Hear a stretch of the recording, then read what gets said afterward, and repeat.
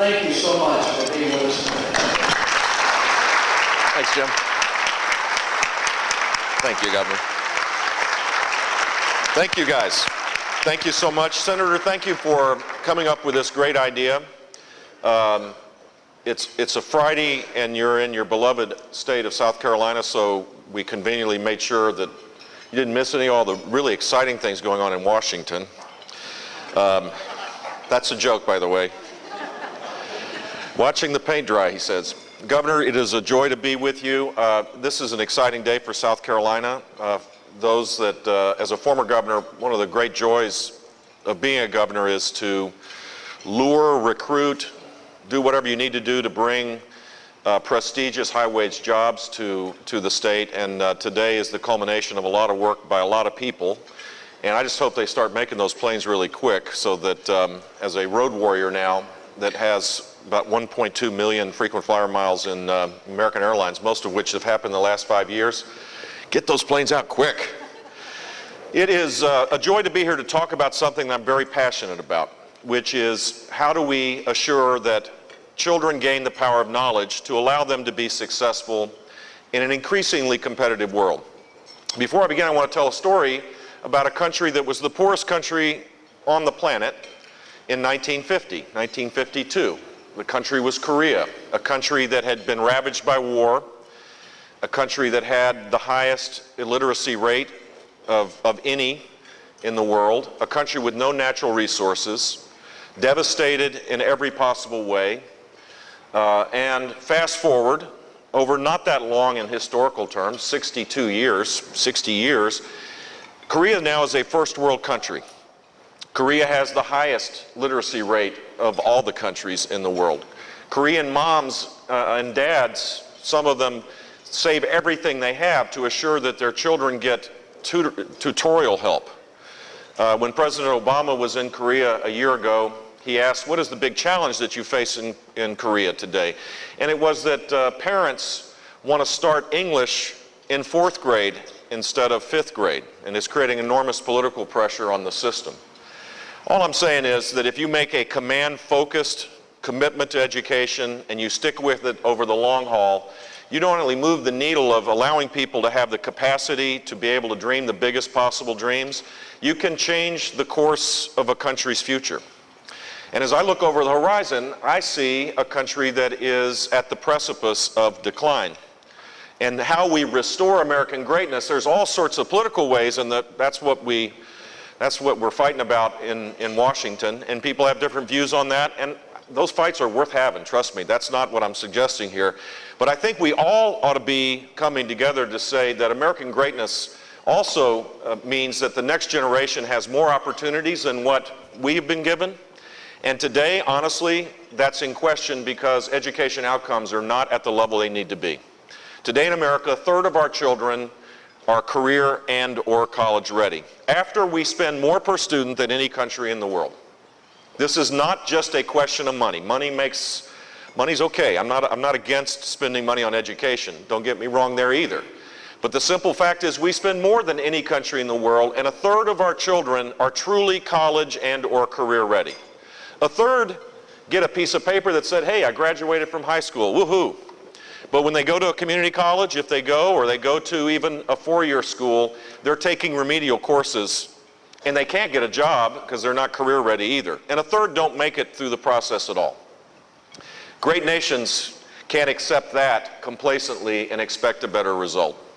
We're not going to be able to be successful as a nation unless we provide the capacity for the next generation to have the right to rise, the right to dream, the right to try and fail and then try again, to create disruption, to create success, to be able to build their families.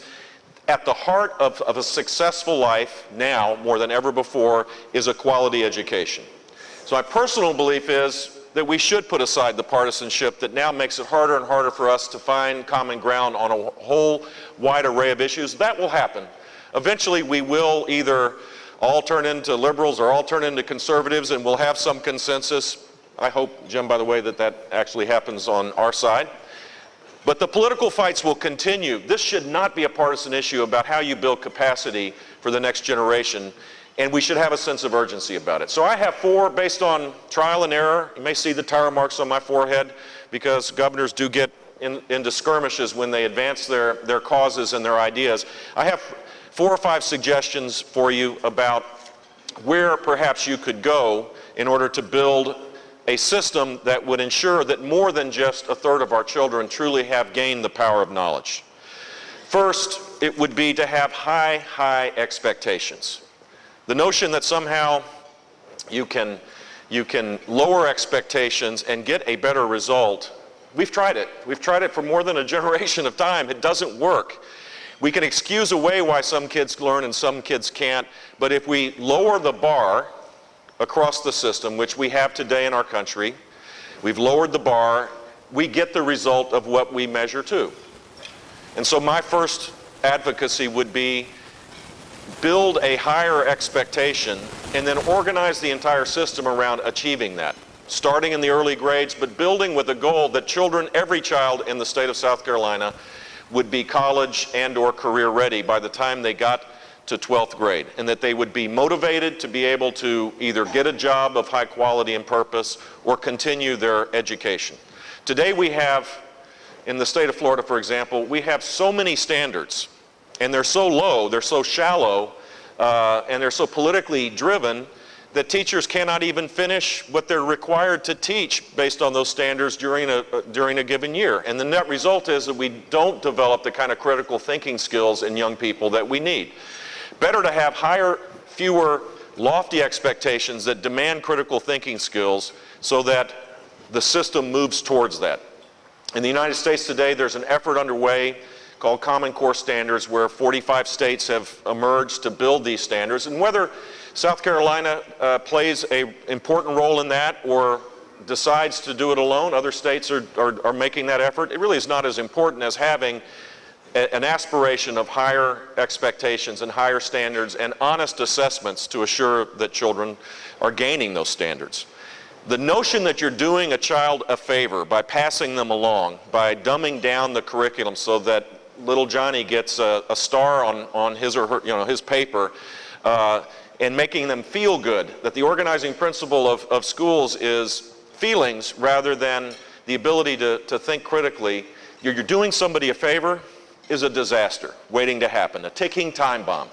If you look at the number of people in prison today, 90% of them don't have a high school diploma. If you look at the juvenile justice system today, some 60 or 70% of kids are functionally illiterate. If you look at any of the things we want less of, there is sadly a corollary, which is children were not, the expectations were dumbed down, children were not given the power of knowledge, and their focus became narrower and narrower. They did not see the relevance of education, and the net result is a bad result.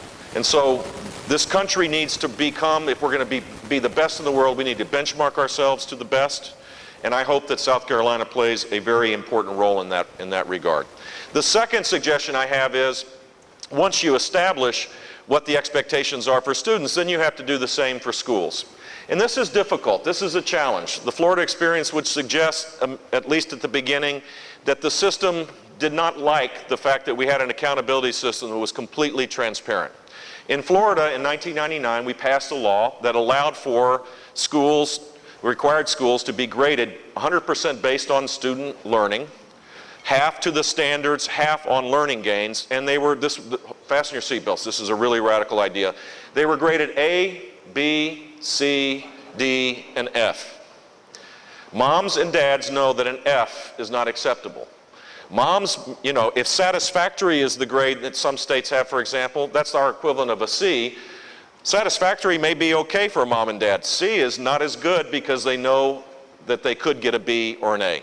And by aligning everybody's interests in an accountability system where there were consequences for failure, where there was no tolerance for failure in essence, and there was a difference between mediocrity and improvement and excellence, we got a lot more of what we wanted, which was rising student achievement. So in Florida, when a school is graded, say D one year and it goes to a B, that school gets $100 per student directly into their bank account, no cuts by any bureaucracy, and it can be spent on anything that they want. 90% of that money by the way, goes to bonuses for school personnel. It's the largest bonus program in the country. If a school is an F for 2 years, parents are given other options, including, at the beginning at least, private options. And the net result of that was that no school wanted to be F. The shame of an F was painful to begin with, but immediately there was remediation. Immediately new resources went into these schools. Immediately they changed the teachers that were not affected. They started to use data to make sure that children did have learning gains that otherwise were cast aside when there was no accountability. And schools that were rated, that had improvement in A, there was success, there was pride in the school. I'll never forget the first year that I went where the grading system took place, the second year actually, to Dillard Elementary School in inner city Fort Lauderdale. This was a school that was graded F, and people were really upset at their governor. Let's just leave it at that. There was a little bit more emotion behind their feelings than that. And so we went to this school. A new principal had been there a year. Now in elementary schools, as the governor could tell you, they don't build elementary schools with big floor to ceiling heights. So it's typically the cafeteria, for a guy like me, it gets a little tight in there to begin with. And we're coming to celebrate, the school went from an F to an A. They had massive gains in reading and learning gains, and kids were reading at proficiency levels that no one ever expected. And in comes the Dillard High School marching band. And they blew the roof off of this little cafeteria, and they continued to celebrate because that school stayed an A year after year. And the myths began to be shattered because we put a transparency and accountability on top of the system. And so today in Florida, children are learning a lot more, and there's a celebration of success. Less excuses are given about the family, level of the family's income or the structure of the family life. All of those are factors. I don't disagree with those that think that, that there's real challenges in public education today, but they can't be excuses, because if we allow that to be an excuse, the net result is that we're narrowing the chances of young people being able to be successful. So that is the second step. You have higher expectations of you're teaching to higher standards, fewer of them that require critical thinking skills, and you stick with that even though there's going to be lots of controversy, because it will be an admission temporarily of failure because our system has not yielded the kind of results we want. Then you have an accountability system where you're accurately assessing how schools are doing, and you reward success, and you create different opportunities for improvement, but you do not tolerate failure. And the third thing I would suggest to you that makes a more vibrant school system is that you open the system up and recognize that monopolies have a useful role, but they're not the most dynamic system that will yield the quickest result. And in Florida, we've done that by creating the widest array of school choice programs in the country. We start with our 4-year-olds, where some 150,000 4-year-olds get public money to be able to go to the school of their choice, and a great majority of them go to private options. We assess, it's literacy based, we assess these kids, we don't test them, but we assess them to see how prepared they are when they come into kindergarten, and that school choice program is the largest, I believe, in the country, and very successful. More and more kids are prepared to start kindergarten, prepared to be able to read. We also have a corporate tax scholarship program where scholarships are given to low-income families. Some 45,000 kids are participating in that program, the largest of its kind.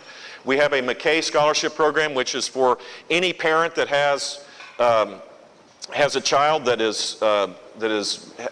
under the IDEA law that has a individual education plan, and they don't believe that it's working to the extent that it could. Unilaterally, they can take the full amount of the scholarship or the voucher and move their child to a private option. Some 20,000 kids take advantage of that. We have the largest virtual school in the country with some 300,000 plus courses being administered to about 120,000 kids.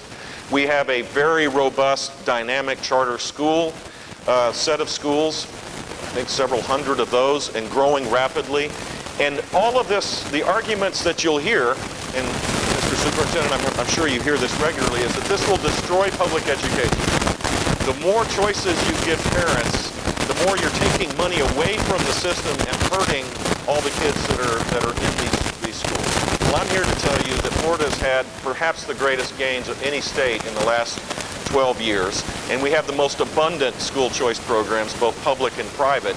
And the net result is, not just, don't take it from the former that is here explaining this process to you, go and look at the research. And the research would suggest that public schools get better when parents have more choice, that all schools do better when you provide choice. And so my advocacy here is to be big and to be bold, shatter all of the stupid myths that are around that make it harder to focus on moving to a student-centered system. And the net result is that you'll be empowering parents, they'll be more engaged in their children's education, and you'll get dramatically better results. And so the third suggestion I have is don't be so tied to convention. Don't be, I guess the term would be, don't be so politically, correct that you're tied to, oh, no, we must not do this. This is the government's money. It's not the government's money. This is taxpayers' dollars to equip young people to be successful, and there should be more options for parents. The fourth suggestion I have is that we need to reward great teachers. We need to align teachers' success based on the most important thing they do, which isn't to maintain order, although that's a great thing because that creates the environment where more students will learn. It's to assure that children do learn. Learning gains should be a principal means by which teachers are rewarded. And increasingly across the country, that is exactly what's happening. We're aligning the economic success of teachers towards what we want more of. We want students to gain a year's worth of knowledge in a year's time, and when it happens, teachers should be paid a heck of a lot more. And where teachers are in a classroom with 150 kids maybe over the course of 3 or 4 classes over the course of a year, and very few of them have any learning gains at all, we need to remediate as quickly as we can to provide support, and if it continues to be as abysmal as I'm trying to describe it, they should be fired. Teachers should not be in front of students where they don't know how to provide this important tool, which is to give them the power of knowledge. That system is dramatically different than the one we have today, where longevity of service is the means by which teachers are paid. We need to move to a system where we protect teachers, but we reward them for a job well done. And in Florida, that's exactly what's happening, in Louisiana and 20 other states. And so be big and bold as it relates to supporting teachers for the job that they do, because they are, other than parents, the most important part of this whole process. And teachers that are not equipped to be able to provide the kind of support to assure that students learn will not be able to be successful. There needs to be lots of development in that regard, but we should have zero tolerance for the mediocrity and failure that occasionally exists, and we should have a zeal to support teachers that do a better job. My personal belief is that that is essential for our success. And then the final thing I would say is that the world has changed radically, and it continues to change because of technology. Today we have the possibility of moving to a student-centered system, recognizing, as the governor said, that students learned in different ways and they learn at different paces, but yet we have this homogenized learning system modeled after the agrarian model, in essence, that seat time, butts in a seat for 180 days, is the means by which we finance our education system.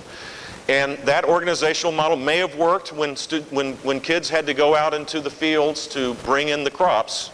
It does not work in 2012. And the good news is we have the technology now and the assessment tools to be able to move to a completely different system that is customized for the best optimal means by which students learn. Now, we all have kids. Anybody that has more than one kid in your family, as a mom or dad, you know that they're different. And imagine what it is in a diverse state like South Carolina. You clearly have kids that come prepared to learn, others that don't. They need different kinds of attention. Some kids learn in different ways. Some kids learn fast. Some kids learn slow. My advocacy is to move to a student-centered system that is customized for their needs.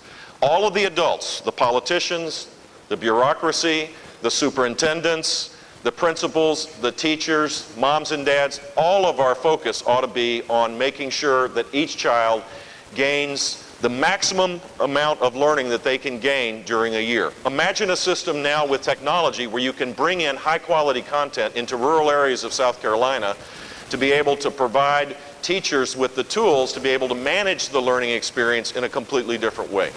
Imagine the chance for young people that are right now held back because they're bored, and they're bored to tears because they have to wait for the median students and the students that are lagging behind to be pushed along so that when they graduate from high school, perhaps they're already a junior or a second year student in their university system.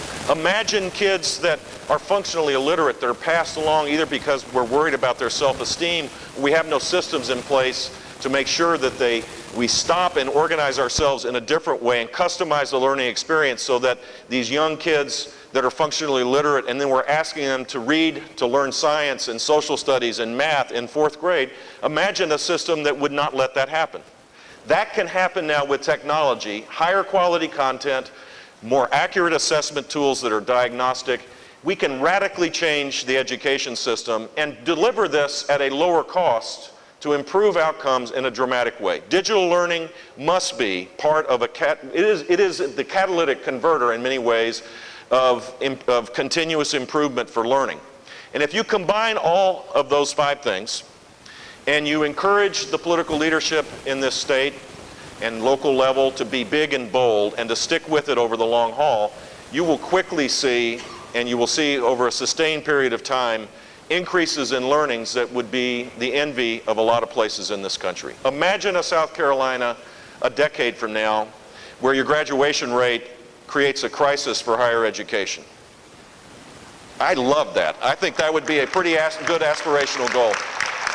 Imagine the amount of money that the legislature would not have to spend on remediation because the K-12 system got it right to begin with, and they could reinvest that into bigger ideas to assure that the next generation has quality degrees. Imagine a system where teachers are rewarded as professionals, which they are, where great teachers are paid and they're respected because students are learning in ways that defied the imagination or the possibilities of a decade before. All of that is within your grasp, but it's not going to happen by osmosis. It's not going to happen just by wishing it to be. It's going to happen by grinding out laws to start with, and executing on those laws and building a consensus around the importance of this, where parents and the business community and the folks inside the system realize that there is a better way. And finding that better way in a broad consensus kind of way will yield the kind of learning gains that will make yet another reason why South Carolinians are proud of their state. I hope that you're big and bold. I hope that you stick with this. And I hope that you make a difference. And as Senator Mint said in closing, when in our great country, our great system, we don't typically wait for people up on high to tell us how to do things. In our federalist system, great ideas are implemented in some place, and that creates kind of a competitive situation where another community sees how that's done and they steal that good idea and make it even better, and then some other place does the same thing. The good news is that in the United States today, that is happening all across the country. Liberals and Democrats and Republicans and conservatives all together are trying to change our education system in a way that will assure that the God-given ability of each student to do it right will continue. I hope that you become part of that process and become a model for other states to emulate. God bless you all, and thanks.